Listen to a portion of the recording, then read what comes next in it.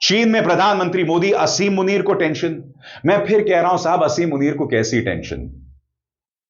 चीन जानता था कि बाजार के लिहाज से भारत एक माकूल देश है, फिर भी वो डी फैक्टो एक आतंकवादी राष्ट्र पाकिस्तान का समर्थन कर रहा था। तो असीम मुनीर को किस बात की टेंशन साहब? असीम मुनीर का स्वागत डोनाल्ड ट्रंप कर रहे हैं।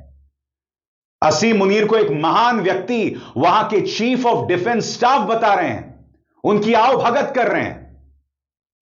किस बात की टेंशन की बात कर रहे हैं? मैं फिर आपसे पूछना चाहता हूं, असीम मुनीर को काहे की टेंशन? असीम मुनीर को डोनाल्ड ट्रंप सिर पर बिठा रहा है, पाकिस्तान को डोनाल्ड ट्रंप सिर पर बिठा रहा है, चीन और पाकिस्तान के संबंध बने हुए हैं। किस बात की टेंशन की आप बात कर रहे हो? देश की जनता को मूर्ख बनाना छोड़ो, इस बात को मानो कि हमारी फॉरेन पॉलिसी एक टोटल फ्लॉप है। मोदी की चीन जापान यात्रा से ट्रंप को टेंशन जाएगी ट्रंप की कुर्सी। अरे गुल्लू बाबू, ट्रंप की कुर्सी जाएगी, वो भी इसलिए क्योंकि प्रधानमंत्री नरेंद्र मोदी और शी जिनपिंग करीब आ रहे हैं। अरे भाई, क्या समझा है? अमेरिका में क्या एक बहुत ही महान देश का चुनाव आयोग है कि किसी की भी कुर्सी चली जाएगी और कोई भी व्यक्ति सत्ता में बना रहेगा? मोदी का चाणक्य दिमाग, चीन भी हुआ ट्रंप के खिलाफ।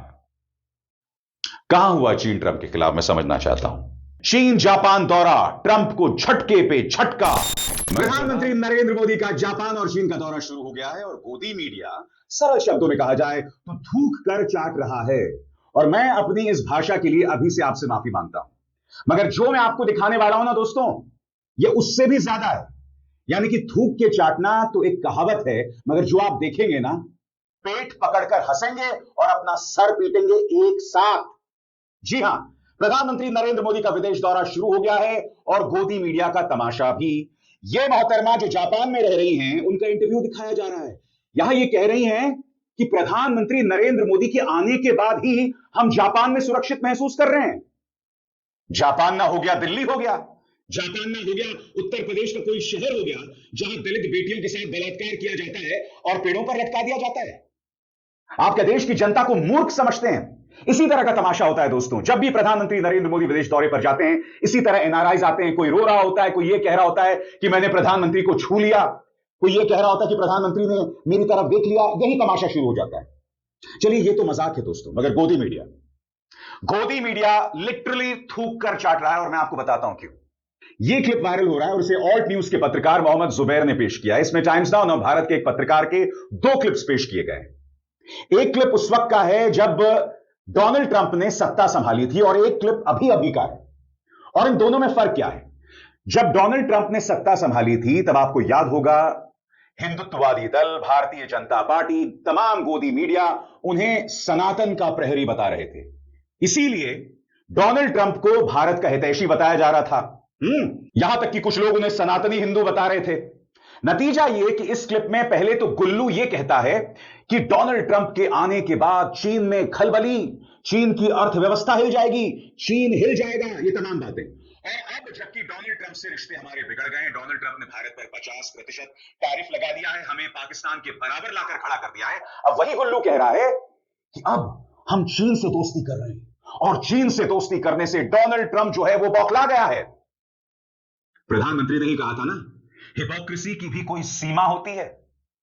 आज मैं इस गुल्लू से दो तीन शब्द कहना चाहता हूं। अगर तुमने थोड़ी बहुत पढ़ाई लिखाई की होती, अगर तुमने सत्ता से सवाल पूछे होते, तो इस तरह का दोगलापन नहीं आता जो इस क्लिप में दिखाई दे रहा है।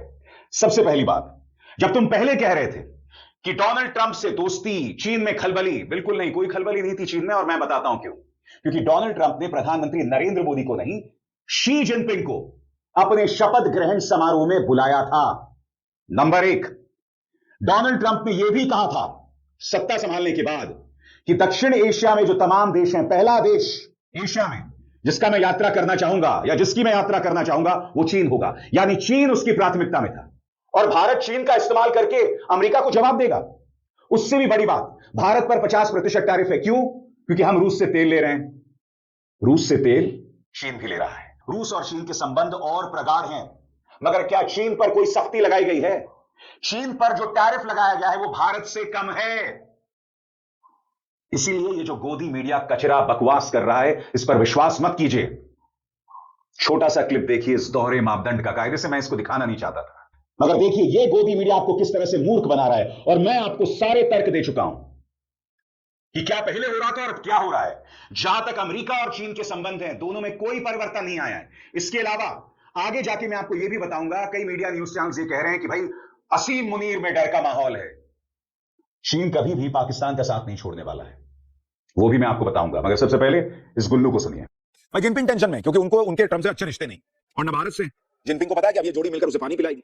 ट्रम्प तो वो नेता हैं जिन्होंने अपने पिछले कार्यकाल में ही चीन के खिलाफ ट्रेड वॉर शुरू कर दिया।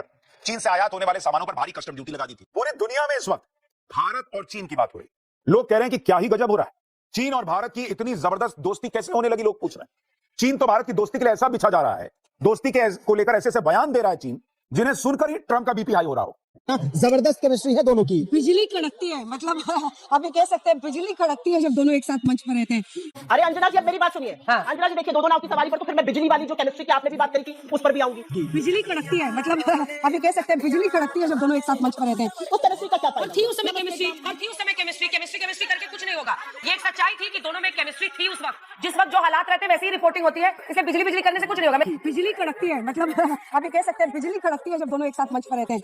क्या फायदा हुआ? अगर आपको तू में पे उतरना है तो फिर अच्छे से कीजिए। जवाब दूंगी। दो तीन चीजें स्पष्ट हो जानी चाहिए। नंबर एक, ऑपरेशन सिंदूर डोनाल्ड ट्रंप ने रुकवाया, ये बार बार डोनाल्ड ट्रंप कह रहे हैं। अब तक प्रधानमंत्री ने ऑन रिकॉर्ड कुछ नहीं कहा, विदेश मंत्री ने इसे चुनौती नहीं दी सीधे शब्दों में।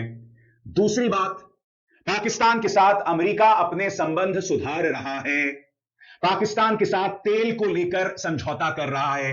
जहां तक पाकिस्तान और चीन के संबंध है, जिसके बारे में गोदी मीडिया कह रहा है कि ये संबंध बिगड़ रहे हैं, मुझे एक बात बताइए, जिस चीन ने हाल ही में ऑपरेशन सिंदूर में पाकिस्तान को पूरी लॉजिस्टिकल सपोर्ट दी थी, गुप्तचरी को इंटेलिजेंस सपोर्ट दी थी, और ये मैं नहीं कह रहा हूं, हमारे जनरल राहुल सिंह ने कहा था कि भारत का मुकाबला सिर्फ पाकिस्तान से नहीं था, पाकिस्तान और चीन दोनों से था। तो आपको ऐसा लगता है कि चीन और पाकिस्तान के अब संबंध बिगड़ जाएंगे?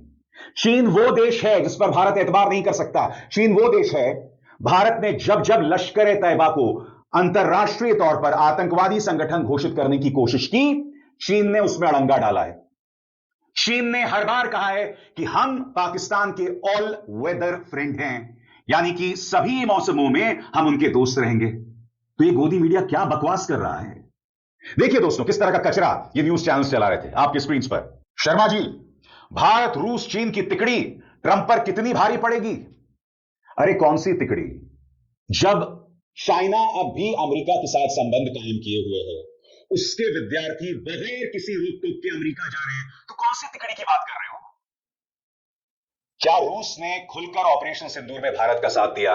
क्या रूस का एक भी बयान आया जिसमें उन्होंने पाकिस्तान को आतंकवादी बताया? यह सवाल किए जाने चाहिए, किस तिकड़ी की बात कर रहे हैं आप? हवा हवाई बात करना बंद कीजिए। आगे, प्रधानमंत्री मोदी के चीन पहुंचने से पहले अमेरिका परेशान, इसके दोहरे मापदंड अभी अभी मैंने आपको दिखाए। फिर देखो, क्या मोदी, पुतिन, जिनपिंग नया वर्ल्ड ऑर्डर बना रहे हैं?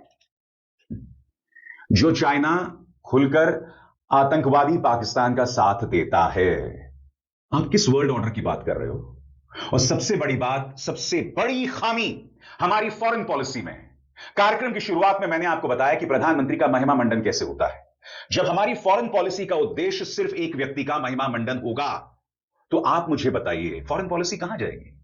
आप किस वर्ल्ड ऑर्डर की बात कर रहे हैं जब आपका सारा फोकस एक व्यक्ति का महिमा मंडन करने में लगा हुआ है? जब आपकी अपनी रीढ़ इतनी कमजोर है। याद कीजिएगा, विदेश मंत्री एस जयशंकर ने कहा था कि इतनी बड़ी अर्थव्यवस्था चीन, हम उनसे कैसे मुकाबला करें?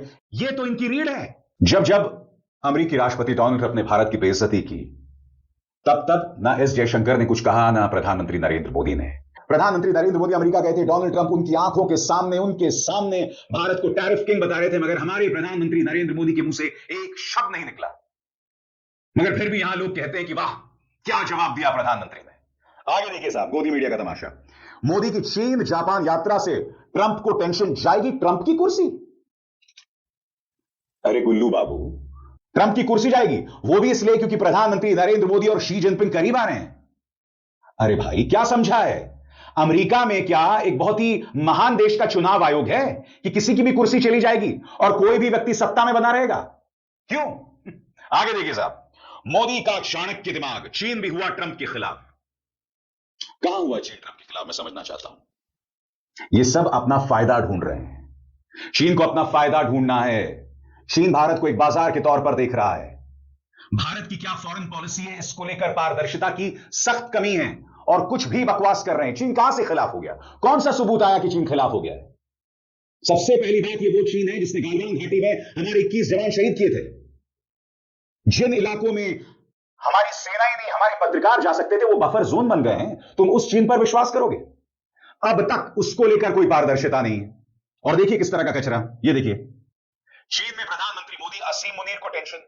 मैं फिर कह रहा हूं साहब, असीम मुनीर को कैसी टेंशन? चीन जानता था कि बाजार के लिहाज से भारत एक माकूल देश है, फिर भी वो डी फैक्टो एक आतंकवादी राष्ट्र पाकिस्तान का समर्थन कर रहा था। तो असीम मुनीर को किस बात की टेंशन साहब? असीम मुनीर का स्वागत डोनाल्ड ट्रंप कर रहे हैं। असीम मुनीर को एक महान व्यक्ति वहां के चीफ ऑफ डिफेंस स्टाफ बता रहे हैं, उनकी आओ भगत कर रहे हैं। किस बात की टेंशन की बात कर रहे हैं? देश की जनता को मूर्ख बनाना छोड़ो। मैंने आपके सामने पूरे फैक्ट्स के साथ बातें रखी हैं। मैं फिर आपसे पूछना चाहता हूं, असीम मुनीर को काहे की टेंशन? असीम मुनीर को डोनाल्ड ट्रंप सिर पर बिठा रहा है, पाकिस्तान को डोनाल्ड ट्रंप सिर पर बिठा रहा है, चीन और पाकिस्तान के संबंध बने हुए हैं। किस बात की टेंशन की आप बात कर रहे हो? देश की जनता को मूर्ख बनाना छोड़ो। इस बात को मानो कि हमारी फॉरेन पॉलिसी एक टोटल फ्लॉप है। आगे देखिए साहब, पापा की परी। मोदी के चीन जापान दौरे से अमेरिका क्यों परेशान? मोदी के चीन दौरे से ट्रंप कितनी टेंशन में है? एनडीटीवी, अडानी का चैनल। चीन भारत ने ट्रंप के टैरिफ की काट निकाल ली और अंत में चीन जापान दौरा ट्रंप को झटके पे झटका। मगर प्रधानमंत्री नरेंद्र मोदी को मुस्कुराता हुआ दिखाया जा रहा है। कोई सवाल नहीं पूछ रहा है कि गालवान घाटी में हमारे जवान शहीद हो गए थे। प्रधानमंत्री के मुंह से आज तक चीन नहीं निकला। जिस चीन के नाम पर पूरा एक प्रोपेगेंडा चलाया गया पिछले 2 सालों में, इतना गंदा और घटिया प्रोपेगेंडा कि लोगों को यूएपीए के अंतर्गत जेल भेजा गया। क्या आज कोई प्रधानमंत्री से सवाल कर रहा है कि चीन को कटघरे में रखे बगैर आप एससीओ की बैठक में जा रहे हैं?